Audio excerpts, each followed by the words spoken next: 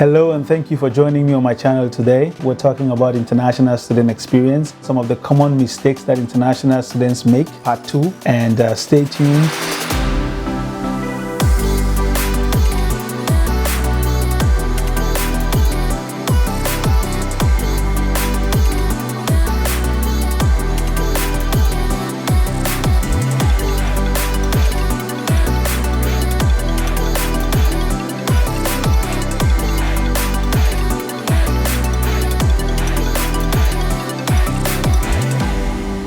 So again, remember today we're talking about some of the common mistakes that international students make and how you can get on top of it, because it's all about solutions. I'm solutions oriented. I know there are problems. I can point to the problems based on my own personal experience and the experiences of others, but I focus a lot more on how you can find solutions around this. And just a disclaimer, this is not a sponsored video, because I might mention names of services or companies or websites that you may access, but these are services that I use myself, or I know people who use them. So all the information that I'm presenting to you today is based on personal experience, observation, or research. And by the way, if any of these companies were to sponsor this video, wouldn't that be nice? So, but anyways, let's get right to it. So the first thing I want to mention may not really be a mistake. It's just, I'll just say, lack of information about where to get books and how to save on books, because you will agree with me that as an international student, your tuition is usually sometimes 4 times higher than local students. And therefore, if you're in a program where textbooks are very expensive, you may not be able to afford them from the bookstore. But don't panic.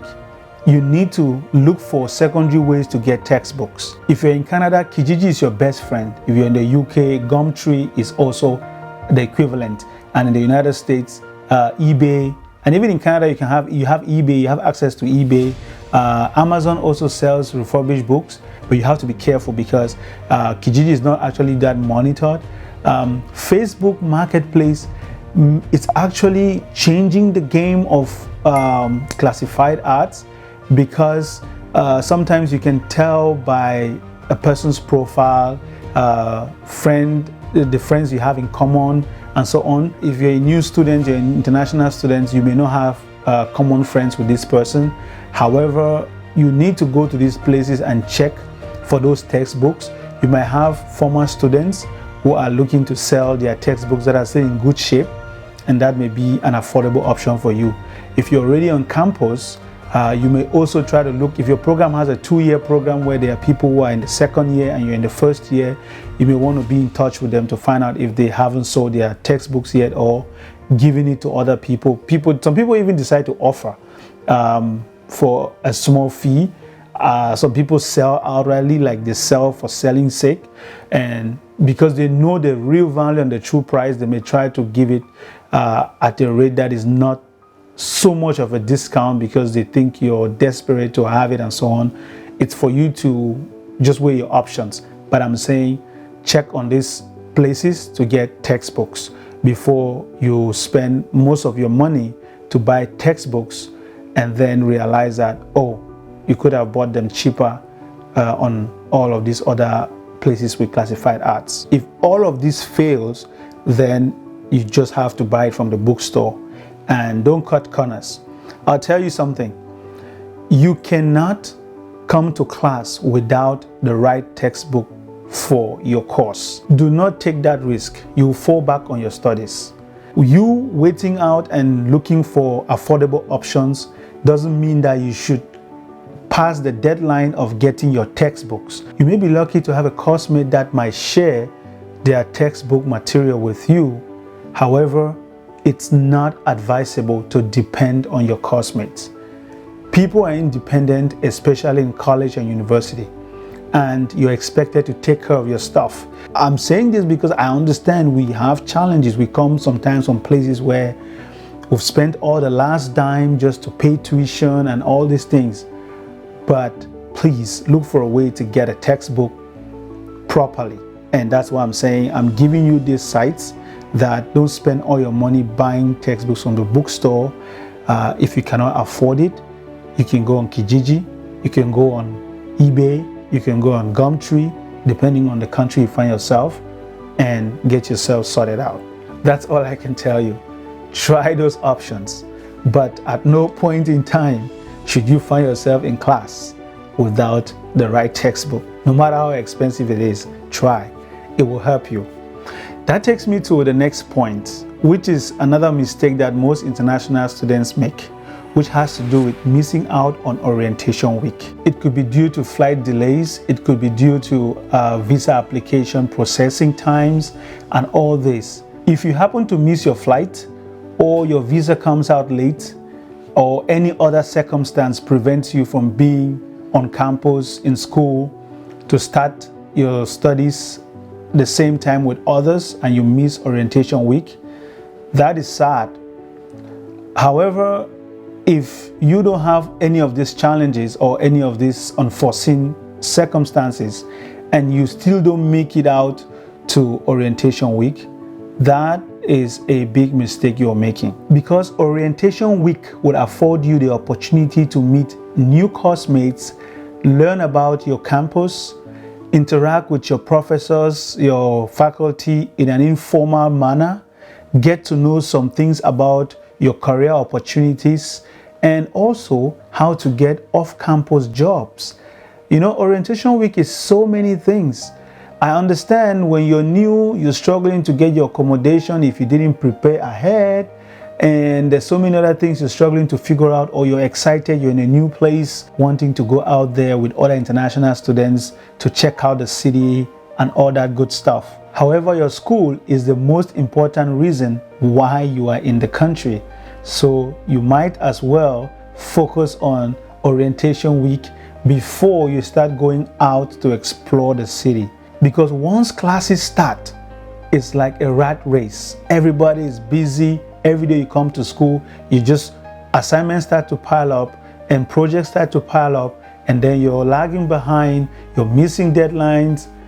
That is not good stuff. So orientation week gives you a good time to adjust, learn the things you need to learn that you did not learn before coming, figure out who are going to be your pals, the people you hang out with, some classmates that are open and receptive and friendly that you can work with, faculty or professors that you can rely on in terms of information and things that will help you in your career growth. Figure out these things during orientation week, so don't miss out. That is a mistake if you don't attend. Now, let me pause. Please click the like button if you like the video. Make sure to share. Make sure to subscribe to the channel and leave a comment as we go along. And the final thing I want to point out is that most international students don't actually make use of all the resources that are at their disposal. As a student, there are so many services that you can get good discounts just because you are a student. Always make sure to check with all the services or the places you're trying to buy something from if they have discounts for students. Use your student ID wisely. If you're opening a bank account, ask the bank. Sometimes they could detect based on your passport, or if they can tell you're a student, they'll ask you.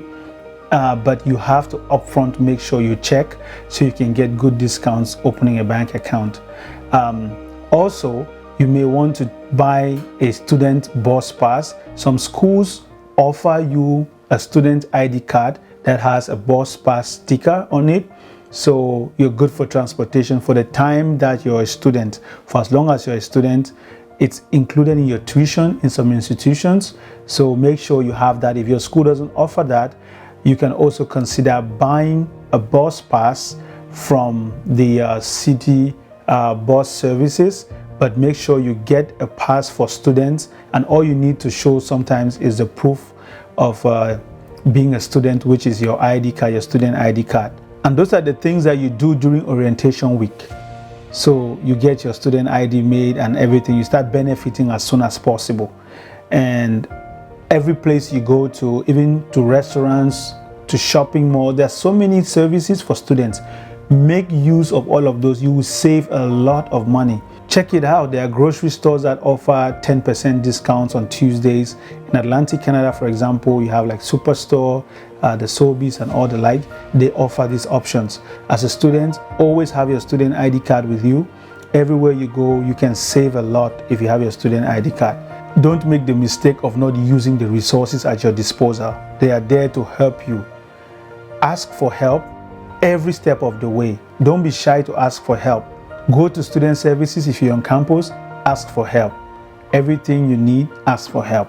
And as usual, I have a bonus for you. Bonuses here is make sure your phone, your cell phone for communication purposes is ready to take a SIM card in the country you're moving to. It sounds very simple, but people land at the airport, they can't make a phone call and they can't buy a SIM card.